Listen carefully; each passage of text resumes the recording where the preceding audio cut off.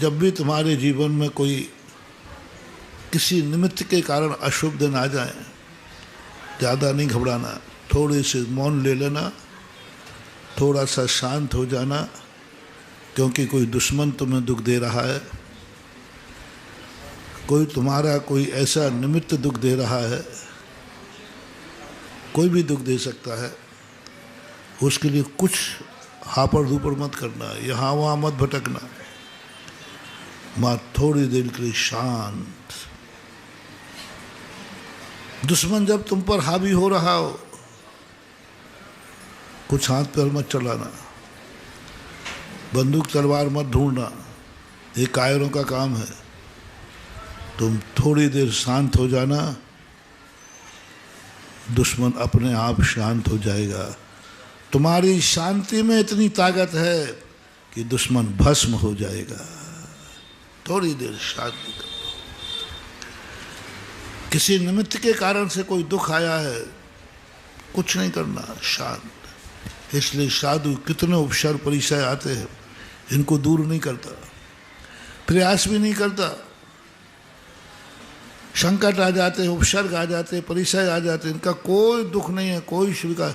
कभी आज तक साधु को मन में यही नहीं आया भाव कि उपसर्ग आ जाएगा तो क्या करूँगा, क्या करना है, सहन करूँगा। परिचय आ जाए तो क्या करूँगा, कुछ नहीं करूँगा, सहन करूँगा। लेकिन साधु उसका प्रयास करता है जो अंदर से उत्पन्न हुआ है, अंदर से उत्पन्न हुआ है, बाहर से नहीं। कसाय अंदर से उत्पन्न हुई, मिथ्यात्व अंदर से उत्पन्न हुआ, वह उस मिथ्यात्व के प्रति पूरी ताकत लगा देता है। इसी प्रकार सम्यक दृष्टि 10 लाख क्षण आ जाए तो उतना खुश नहीं होता, दिवाली आ जाए तो उतना खुश नहीं होता, कोई कार्यक्रम हो सो मंदिर में नहीं आता। वो कहता है दिवाली पर मंदिर आए तो क्या आए, वो तो दिवाली ने बुलाया है। 10 लाख क्षण पर मंदिर आए तो क्या आए, वो तो 10 लाख क्षण में बुलाया है। महाराज के आने पर मंदिर आए तो क्या आए, तो महाराज का बुलावा है।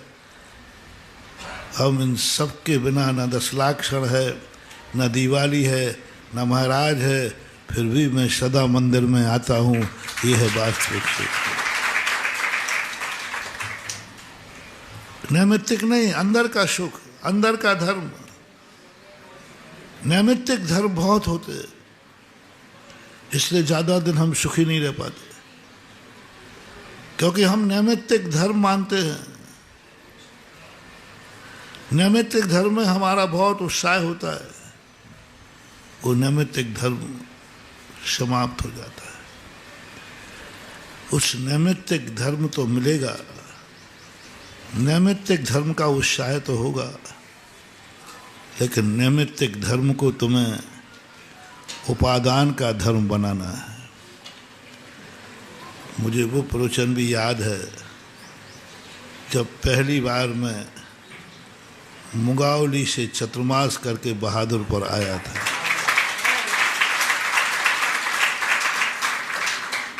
वैसे मुझे याद नहीं आता, लेकिन पता नहीं क्या है, मुझे जिस स्थान पर पहुंचते हैं तो फिर सारी प्लॉपी खुल जाती है। सामने निमित्त आते ही फिर सब चीज़ सामने आ जाती है।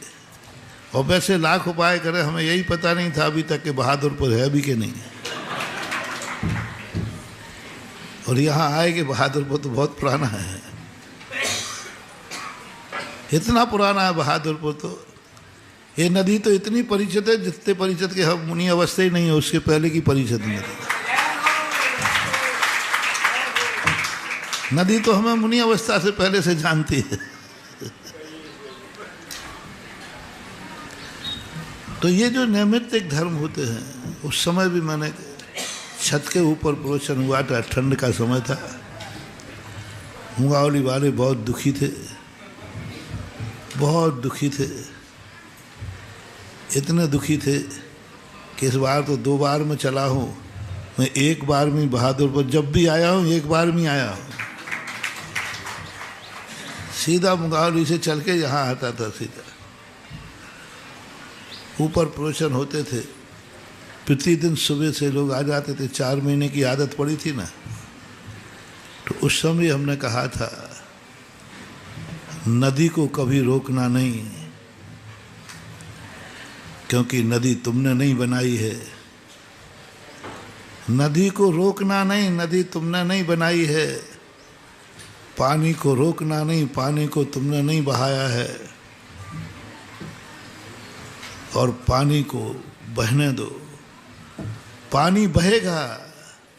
नदी को तुमने नहीं बनाया है, तुम कुछ बनाओ ऐसी चीज इसमें पानी नदी में बहना भूलकर तुम जहां बहना चाहते हो वहां बह जाए। उसका नाम था, आज से 20, 25, 30 साल पहले का प्रवचन बता रहा हूं। नदी के साथ में एक नहर निकाल लो, नहर तुम्हारी होगी। नदी के किनारे पानी बनाता है और नहर के किनारे मनुष्य बनाता है। नहर के किनारे तुम बनाओ और वो तुम्हारी होगी, तुम्हारा परिश्रम होगा। उसे तुम जहां ले जाना चाहोगे वहां ले जाओ, क्योंकि वो तुमने बनाई है। और तुमने बनाने के बाद फिर पानी का एक ढक्कन खोलना है, पानी नदी में बहना भूल जाएगा, तुम्हारी नहर में बन जाएगा, तुम्हारी नहर में बह जाएगा। नियत को ठुकरा दिया, नियत से भी बड़ी तुम्हारी पुरुषार्थ। आगे वाली नदी गई थी, पानी कहाँ बीच में गायब हो गया।